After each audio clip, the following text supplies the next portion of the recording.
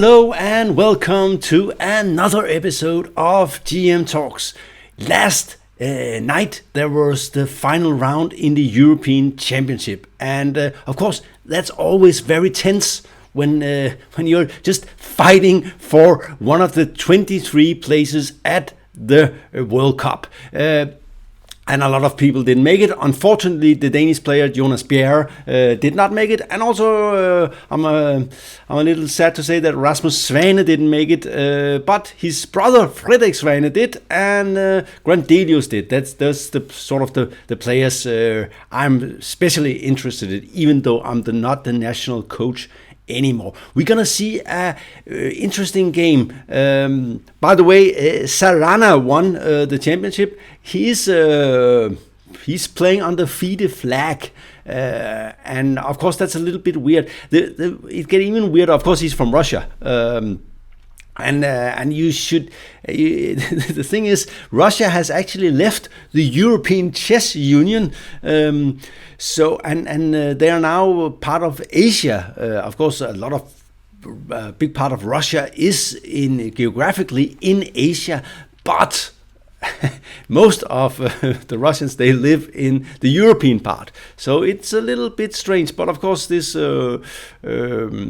very tragic war in Ukraine that is just so insane is having a toll on these things. And of course, the chess players are not to blame. Most of them, I guess, Karjakin is maybe an exception. But it's still kind of weird that we have a Russian winning the European Championship when Russia is not even part of the European chess scene anymore, due to the war, which is also strange. But anyway, congratulations or whatever. We're gonna see a game. Donchenko managed to qualify for the World Cup. Funny guy from Germany, has a nice sort of active, elegant, positional, dynamic style, and he wins a great attacking game against usually very solid, strong grandmaster Constantin Lupulescu from Romania. I see that his rating is now 2580, so he's been losing a lot. Seems like when you pass a certain age, it's starting to go down. I can see it on my own rating. Anyway, let's get into this great attacking game, winning with black. It has some nice tactical features. So let's see if it's entertaining. I can promise you that. Here we go. White goes c4, the English opening, and he will not play the Grünfeld. It is a King's Indian, and this is a little bit interesting. White keeps this knight here down on f3, so this is still controlling out here on h5, preventing any kind of e5. So White is keeping this option. Let's see if I can do something like with another color. Yeah, in reserve, trying to control the whole board. This is kind of cool. I think the antidote is usually known as c5, because the bishop is a little bit weird on e3 in a Benoni structure. I'm not completely sure what's going on there, but I think c5 is what White is hoping for is e5, d5, and he will go with the d pawn later on, and it has turned out that this kind of taking space on the king side with d4, the red arrow, is a rather good plan. So, but black is not into any of this. Knight c6, making a mess already. Interesting. And the natural move here is to play something like d5, winning space on the knight. And a move like knight f3, you can play knight d4. It will be a mess. It's interesting. Knight c6 is kind of provocative. The natural move is to play d5. So that's what he does, kicking the knight, taking more space, but of course also weakening the dark squares. And the knight jumps in the center, and basically black is ready to start counterplay with the, oops, I have to remember it is like this, or this attacking white center. White is having more space, but he's also a little bit behind in development. Black has already castle, and very important, the structure, even though he's getting more space, when you take more space, you also leave some space behind the space you get, which is what we see here, and we'll see that. So, and white is, oops, sorry. So white decides to, well, play very aggressively, f4, kicking the knight again, taking more space, putting more pawns out in the center. It looks like the right natural move, but of course it is very demanding. And for black, if black is playing for a win, and he of course has to play for a win because he needs to qualify for this tournament, then this is nice to see, because you know that after f4, this square here will be forever weak. There's no pawns ever gonna defend this square, so getting to this square it could be nice, and we're gonna see that in the game. Okay, knight goes, kicks the bishop. You could imagine something like, if he, for instance, if white goes here, then you can imagine you play something like this. That could be a very interesting move. And after this, you can even imagine you going e5. I think that's what you can take back, and probably take back is fine, because this you will of course play e5. And here black is already better. White is struggling. He will not get an attack, and he will have problems defending his pawn. Something like this very dynamic chess is what white should be very afraid of. So this is what you don't want with white. Okay, so he's not gonna go there. He has to go back.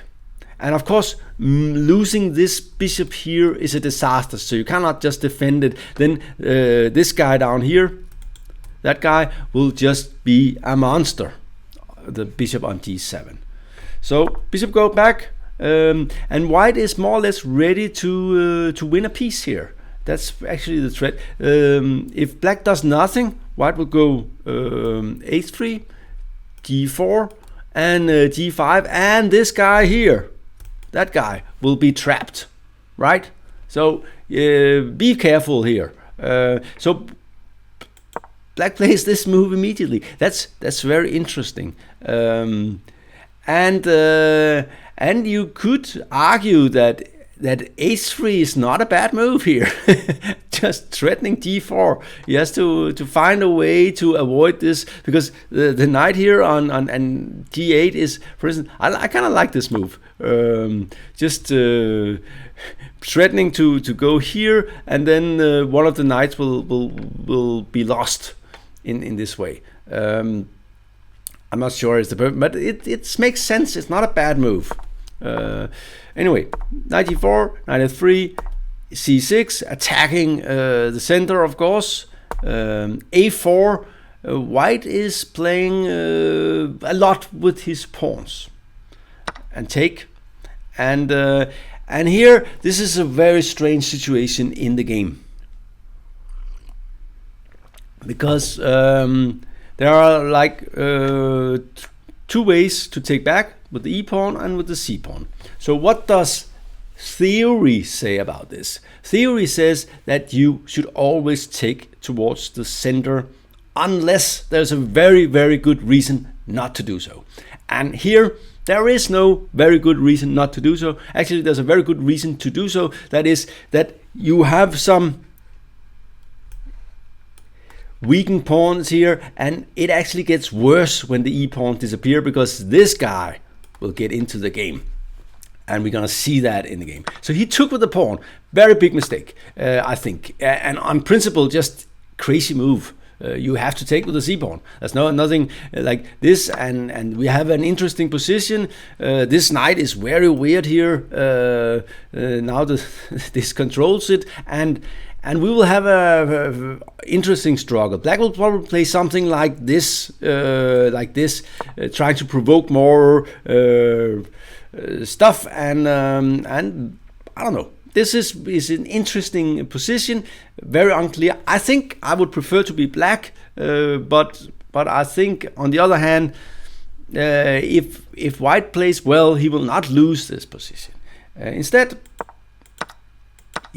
he took with the e pawn, and you can just sense that's wrong, right? You just feel it. I don't know what the idea was actually. It looks very, very strange. We see that that suddenly all these squares are becoming very, very weak. These two squares here, and this diagonal also looks weaker now somehow. So this I don't like. Well, black immediately gets his knight into the game, and white is playing what you could call luxury moves. The idea, of course, with this move is that it prevents anything from landing there, which would have been the queen, of course. So taking away the b6 square from the queen, but there are other ways to get the queen into the game. e6, opening the e file here. See if we can do like this. And already white is in trouble for sure. He takes, and black is fully mobilized. The rooks are connected. We are ready to attack, and black is almost winning now. The weaknesses in white's position is just a disaster, and he keeps on moving pieces, but that's probably the right move. You cannot just allow something like rook c8 and d5.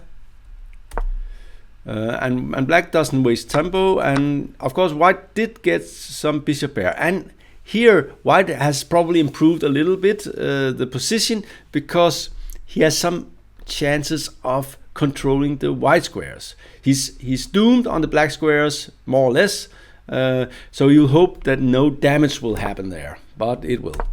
And of course the queen has to take another route into this diagonal. It's also preparing the rook to go here. Very natural move. Queen gets out of the way, controls this e3 square, but it doesn't help, of course. You just have to accept that something will land there. Sort of the positional compensation is this square. That's all white got for the weakness, but in general it's not really nice. You're not attacking anything, and even if black loses a pawn, he will always have enough activity in these kind of positions. So it's just not a good position for black. It's not fun to play for white. It's not fun to play. You're in trouble, and here you're taking space on the queen side, and also getting ready to take the knight to g4, more penetration on the black squares, getting out of the check, and here comes the knight, and well, it's not really funny. Taking, the thing is, white did have the bishop pair, so if you could avoid taking, it would have been better.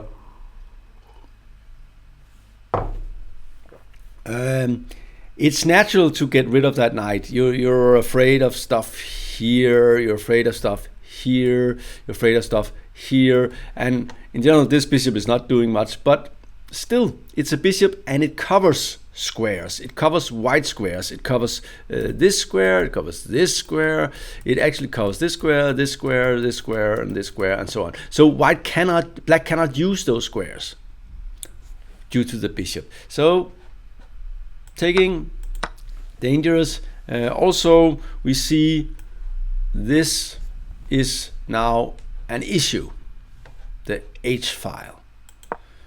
Developing, queen decides that the future does not belong on this diagonal, but on this square instead.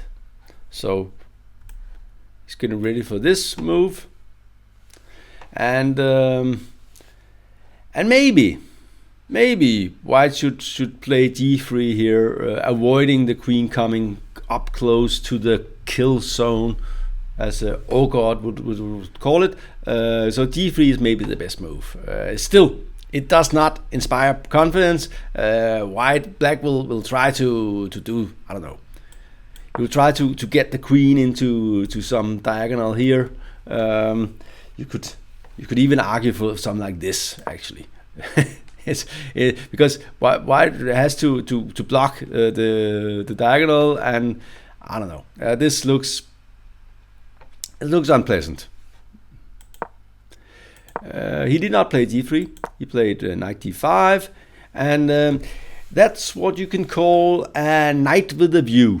It looks very, very well positioned here. It cannot do anything. And black goes here. Black's plan, of course, was this move. Well, white's plan was this move, and it just runs into this, and black will get the exchange back here, and this bishop will join the attack, and white will have big problems here. I think yeah, you are more or less lost already in this situation. I don't see how you survive, actually, in this kind of stuff. You might even play bishop d4 before, so something like this is just so. Knight d5, you need to control the e3 square more. So, and this looks like, okay, let's exchange some pieces, but here comes the rook. Now this move is no longer possible, but due to mate in 1.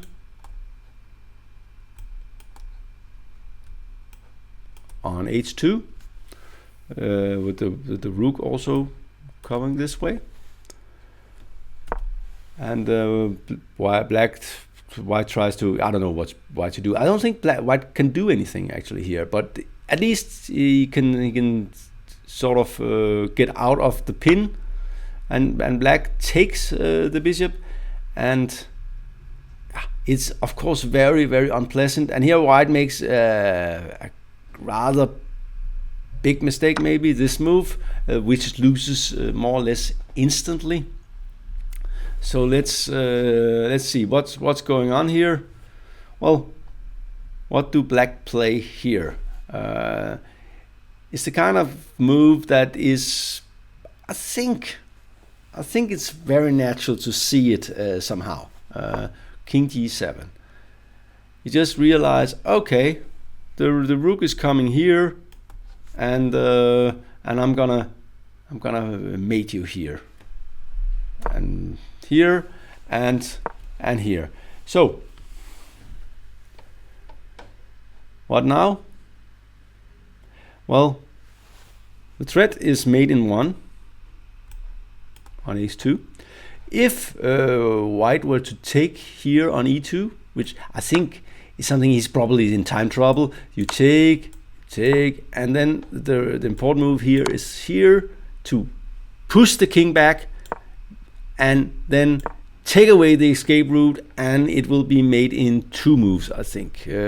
Queen h1 is coming. You might give one revenge check on e5, and that's all. Very nice little attack. So that's the tactical justification for rook h8, and when you see that rook h8 works, you just know that, okay, this is all over.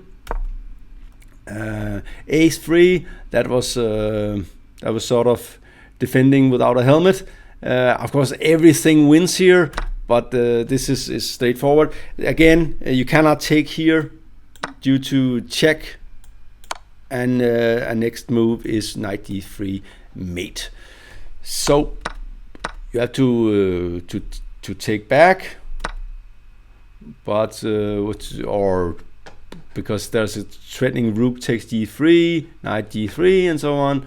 And you could play something like this, but then maybe this move is rather annoying, and if, for instance, this move, then check, and this is not good due to this, but of course, well, what to do? So a nice little attack, but here comes he then he plays with queen, and here, of course, the ending is probably winning, and you still have an attack, but black actually have a very nice attacking move here that is just winning outright immediately, and it's kind of aesthetic pleasing. That's why I chose this game. This move, I think that's really a nice move. Because if white takes the queen, then he simply mated with rook h1 next move. There's no way to prevent it at all. And of course the threat is here and so on. So white is completely finished, and he gave up on this. Square. I think the only move you can play is something like rook e1 or something. That makes no sense. Very nice game by Donchenko.